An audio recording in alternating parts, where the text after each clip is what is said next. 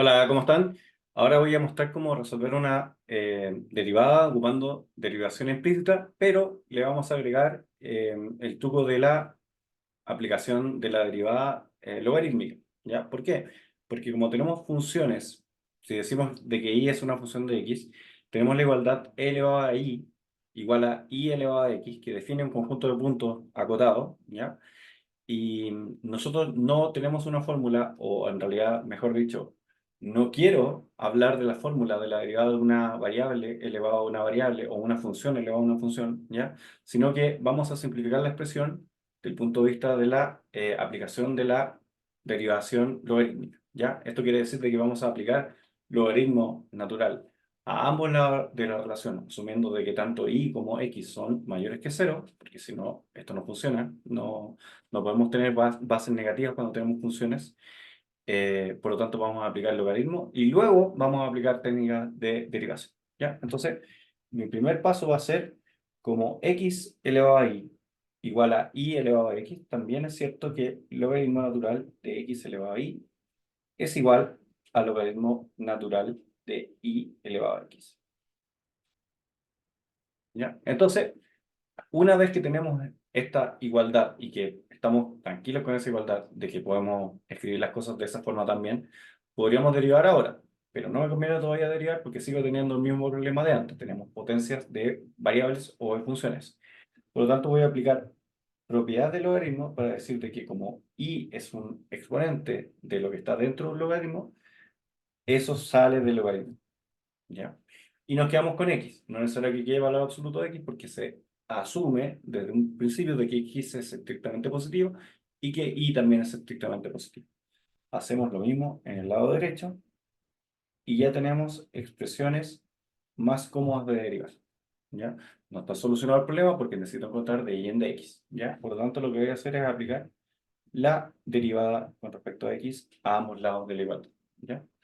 Entonces, esto ya sería parte 2. Voy a derivar con respecto a x el lado izquierdo y luego voy a derivar con respecto a x el lado derecho. Entonces, la derivada con respecto a x de y es lo que estoy buscando, de y en de x.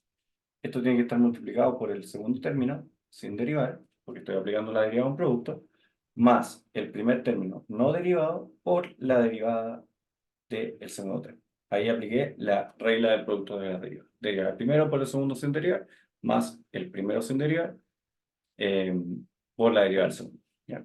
No hay regla de cadena porque estoy asumiendo de que la derivada de x es 1 porque estoy derivando con respecto a x.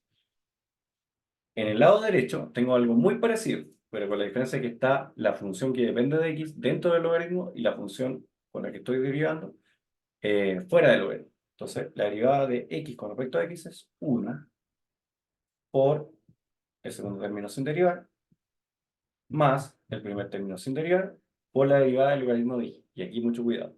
La derivada de cualquier cosa que esté dentro de un logaritmo es 1 dividido por cualquier cosa, por la derivada de cualquier cosa.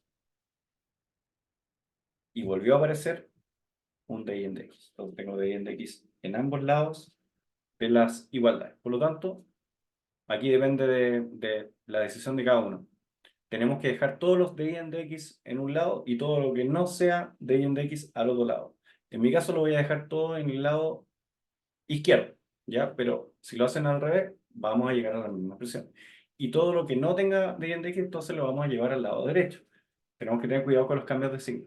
¿Por qué estamos haciendo esto? Porque lo que queremos es dejar aparte de y en de x, porque lo que esté multiplicado después lo vamos a pasar dividiendo para dejar el término que nosotros buscamos aislado. Entonces, de y en de x lo voy a factorizar por logaritmo natural de x, que es lo que tengo en el lado izquierdo, y menos lo que tenga en el lado derecho multiplicando por de y en de x, que en mi caso es x dividido por y.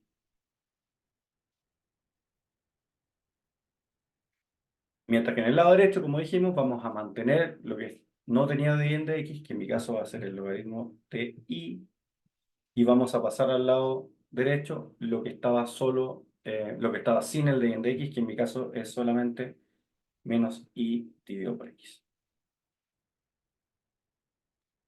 Ya, entonces ahora lo que tenemos que hacer es dividir, ¿ya? Pero como voy a hacer una división y los términos no son tan complejos, lo que voy a hacer es primero agrupar en un solo denominador. Y en el lado derecho, cuando lo deje solo, lo voy a dividir por el denominador agrupado también. Entonces esto me va a quedar x logaritmo de y menos y dividido por x. Y todo esto dividido por el paréntesis que está multiplicado aquí. Como pasa dividiendo, lo voy a multiplicar por y dividido por y logaritmo de x menos x. Y si lo escribimos en una sola expresión, factorizando por y, esto me queda y factor de x logaritmo de y menos y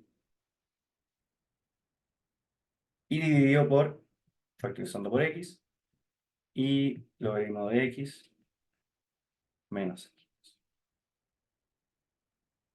Por supuesto que la expresión depende tanto de x y de y, porque no tenemos una expresión que aísle el y en términos de x, ni mucho menos el x en términos de y. Por lo tanto, la respuesta se entrega de esa forma y está perfecto, ¿ya? Ahí hay que tener cuidado si que hay una restricción adicional. En mi caso, como x e y son siempre positivos, habría que ver si es que y por logaritmo de x menos x podría ser cero.